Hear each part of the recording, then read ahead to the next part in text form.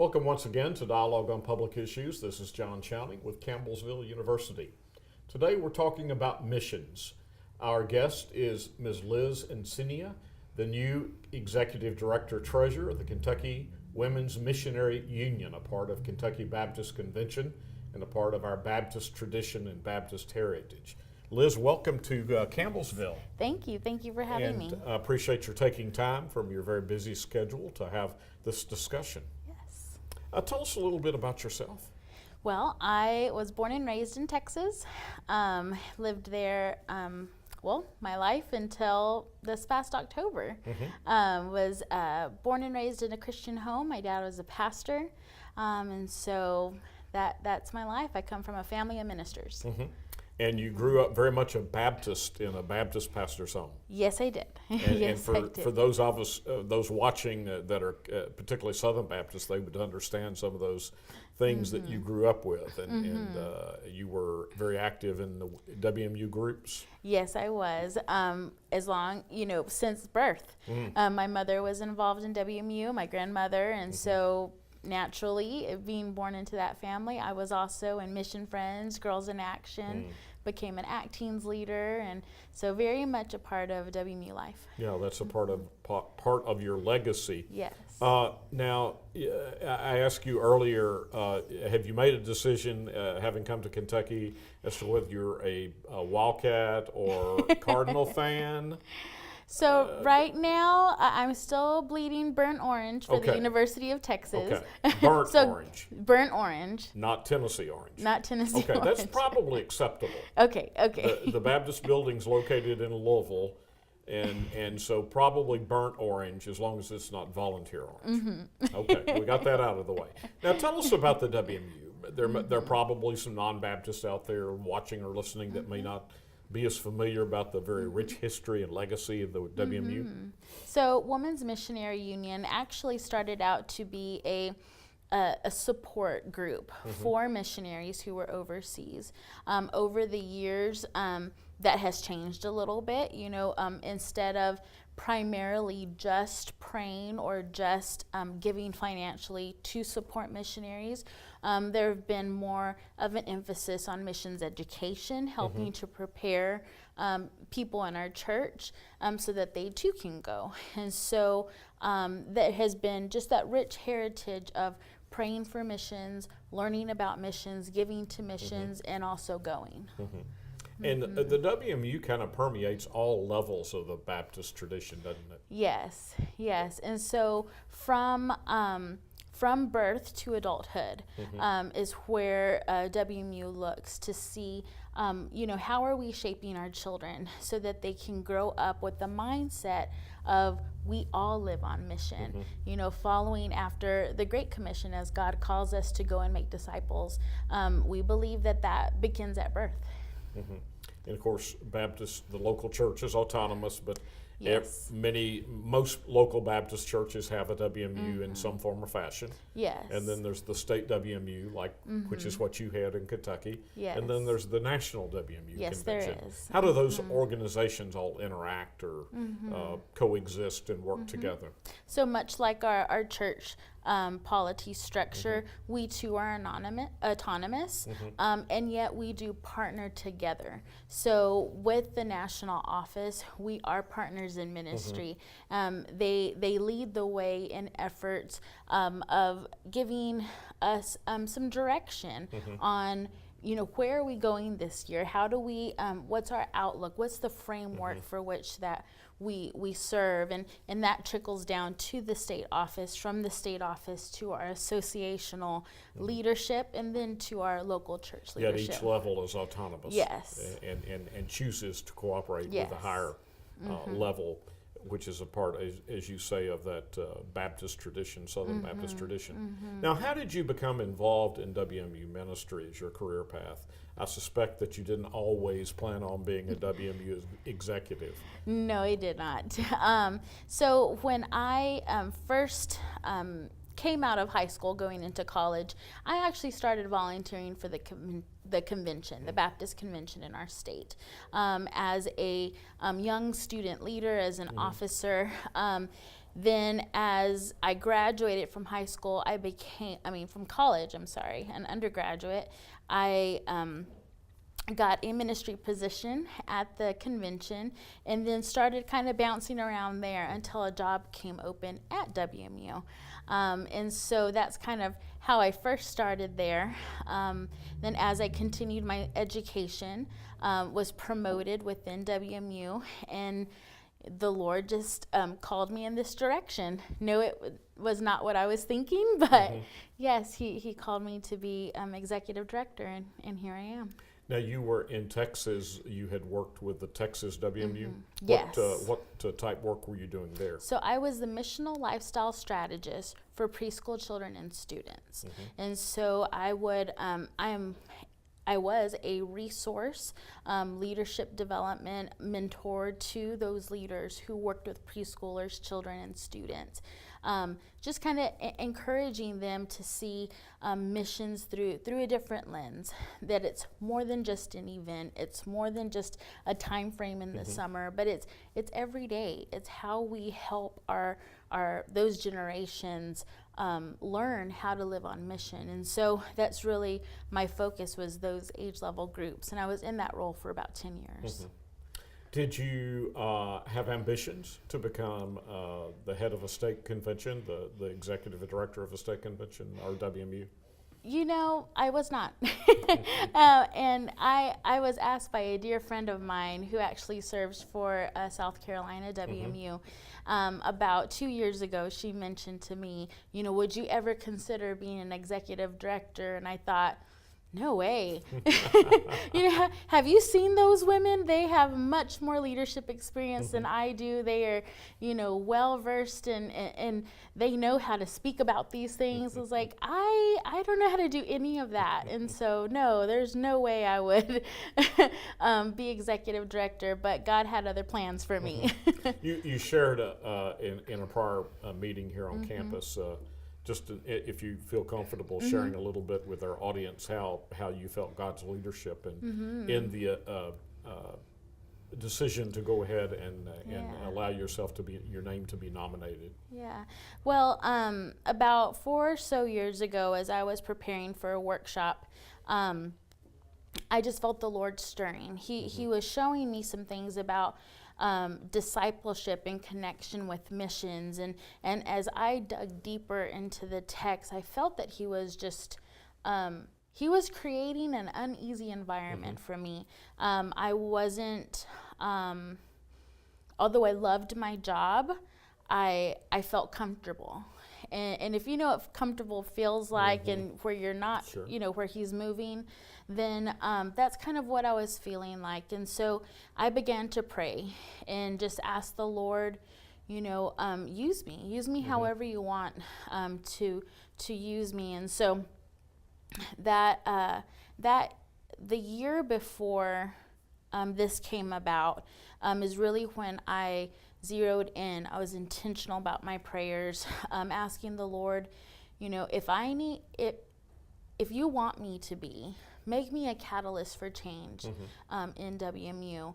I was thinking on the local level. He, of course, is thinking much bigger than I do. And so he began to use me in different ways, locally and at the national level. And so this friend asked me that question, and I said no. And so 3 months later, as I was at a national meeting, I felt the Lord stirring again. And I said, okay, Lord, wherever you want to send me, if you want to keep me at WMU, or maybe you're wanting to send me out, wherever you're calling me, my yes is on the table, and I will go. And so I surrendered it and laid it all on the table. And the next day, I was at the National WMU building. We were helping to do some of their renovations, and as we were leaving, it was the Texas and the Kentucky staff who was there. And one of the staff members from Kentucky is the mother of a good friend of mine. And so I went to tell her bye, because I was leaving, heading back to Texas. And as we were, embracing, she mentioned, would you consider if I submitted your name. And I hesitated a little bit, but I said, sure. And I knew that the Lord was calling. It wasn't what I thought. When I put my yes on the table, that was not what I thought, that he would call me to be an executive director. Not at all. But along the way, he just said, trust me. Trust me. Take a risk. I have an adventure for you. Trust me. And so during this whole time, from the application process to being called to the interview to the voting, I've just had this utmost complete sense of peace. And even though I am learning, this is a big role, something I've never done before. And I'm learning the whole process of being a director and being a boss in general. But he said, just keep focused on me, and I will equip you. God has a way of doing that. Yes, he does. Of calling us, preparing us, and then calling us even when we don't think we're quite ready. Yes. Pulling us out of our comfort zone. He seems to have a way of doing that.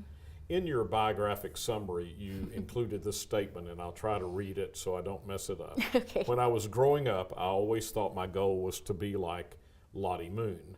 Yet God was calling me to be more like Annie Armstrong.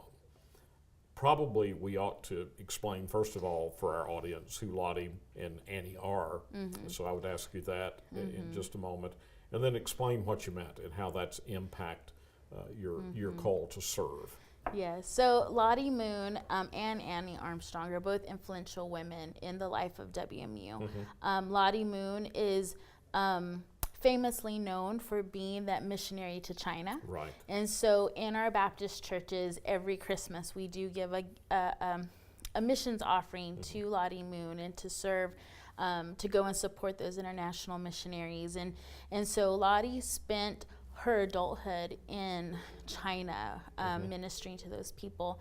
Annie Armstrong was another key leader, but she was here in the United States. And so she helped start Womens Missionary Union, and led the way in many of Southern Baptist life to start the work, get it going, and support those missionaries. And so when I think of, growing up as a Girls in Action, we learn all these stories and hear of all these missionaries who have amazing stories from overseas. And of course I thought, well, I'm going to go to China too, just like Lottie, or to some other country. And yet, as I grew in my faith and as I listened to the Lord's calling, he was actually calling me to more of that local church, to develop that lay leadership, to develop people in the church, those ordinary people, to live on mission. And so when I look at the difference, I thought I was going to be more like Lottie, but he's really making me to be more like Annie, and look at the local church to say, are we preparing our people, to not only support missionaries, but to go. And so that's where that come from. Now, Lottie and Annie are almost sacred in Baptist life. I often say they are saints. We're all saints in our theology. But if we had saints officially designated in Baptist life, they would be at the top of the list. Yes. And Lottie literally gave her life. Yes, she died did. on a ship coming back from China, I believe. And then, as you said, Annie was here at home. Putting together the human infrastructure, if you will, to help support and pushing the convention and so forth. They both pushed the convention to do more and to enable the women to do more in the context of the convention. What are some of the major contributions historically of the WMU to Baptist life in general and missions in particular? Well, just over lunch, we were sitting down with the director of the Carver School of Social Work, for which our women like Eliza brought us and Annie Armstrong, some key leaders, started these training schools for women because they felt that our women needed to be trained to go on mission in a time frame where that was not done. Right. And so they were really bold in that step to say, we need to train our people. And so that was one of the key things that WMU was a vital piece in. But at the same time, these missions offerings that we talk about, Lottie Moon, Annie Armstrong, in our state, Eliza Broaddus, these women were catalysts for support of missions work locally, around the world, and the United States. It says, church, we've got to give. We've got to sacrificially give so that people can know the hope of Jesus Christ. And so when we look at WMU traditionally, that was one of the biggest driving factors.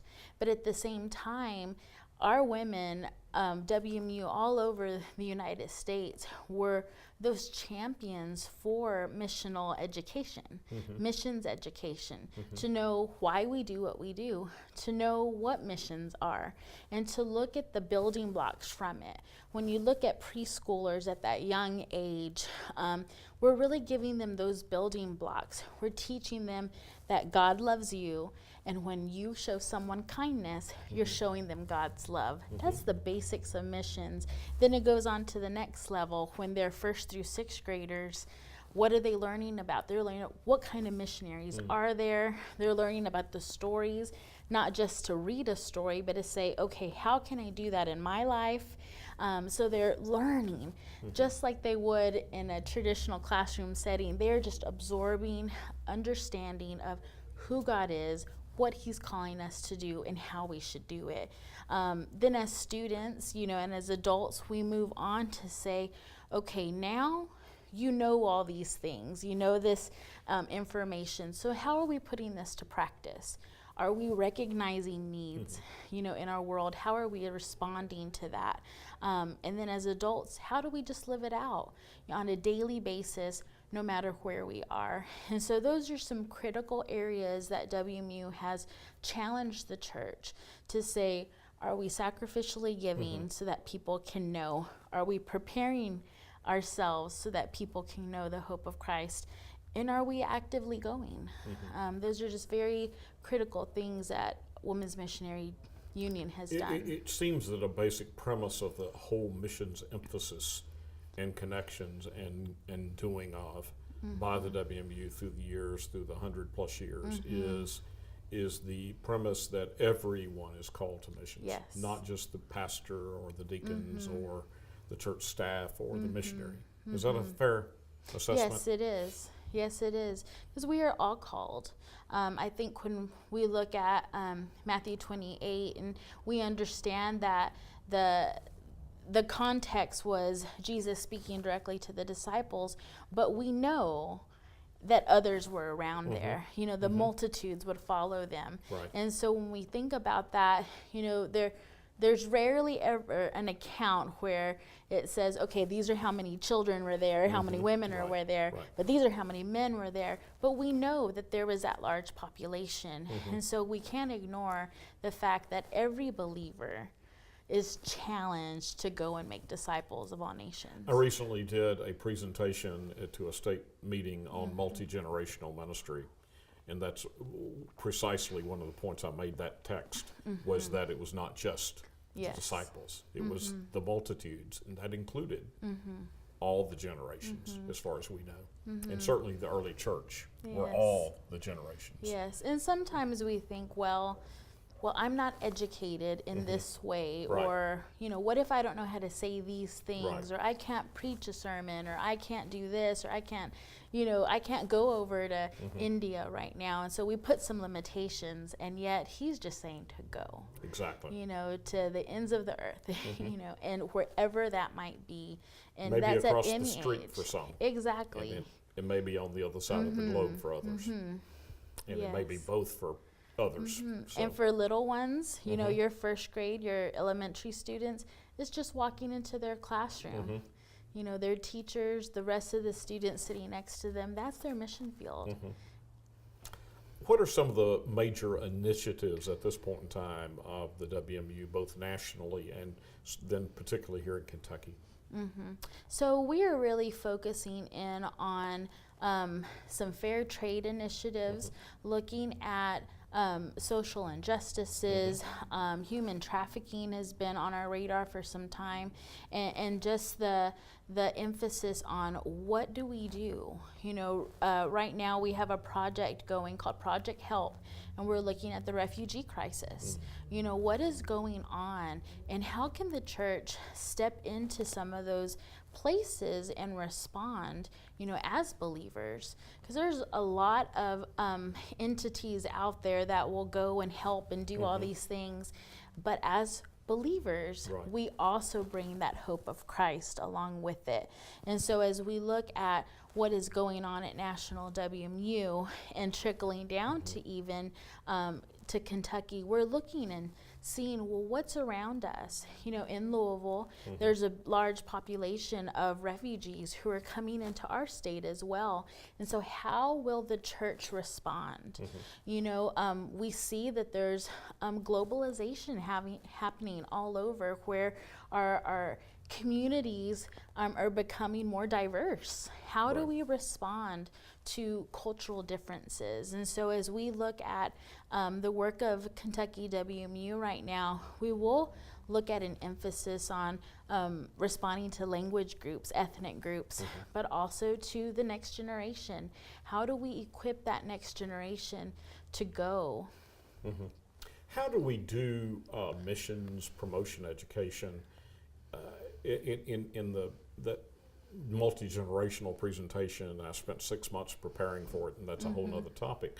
But I think it's applicable because we have Generation Z, millennials, and Generation Z in particular, and that are technologically inclined, and they have grown up with the internet and smartphones and so forth, and with limited attention spans, very bright. How does the church, and specifically how does WMU and missions, promotion, education, and going, how do we capture the attention of Generation Z in particular and get them engaged? Well, this is definitely one of those topics that we are talking about right now, to figure out how do we reach that next generation, because they are very different. Yes. I mean, even, for me, about 20 years out from being a teenager, they're very different from even when I was a teenager. And so how do we engage them? It's really challenging our perspective at WMU, and we are asking some of those questions. How do we engage them? Because in our time, coming to church and having a cell phone out, right away they would say, put those things up and do, and so now we need to leverage what our students are doing.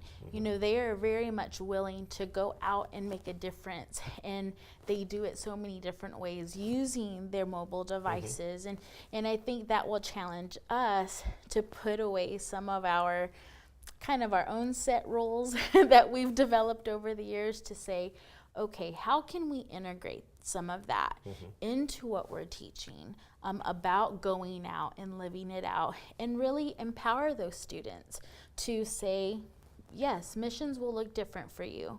And so what can you bring to the table? What can we bring to the table, so that we can all be a part of this and show the hope of Christ in a different way. Right. And my comment is not negative. There's great potential in this generation. Oh, yes. Great potential. And one of the potentials is that they see diversity that I mean, they don't, diversity to them is kind of it's accepted.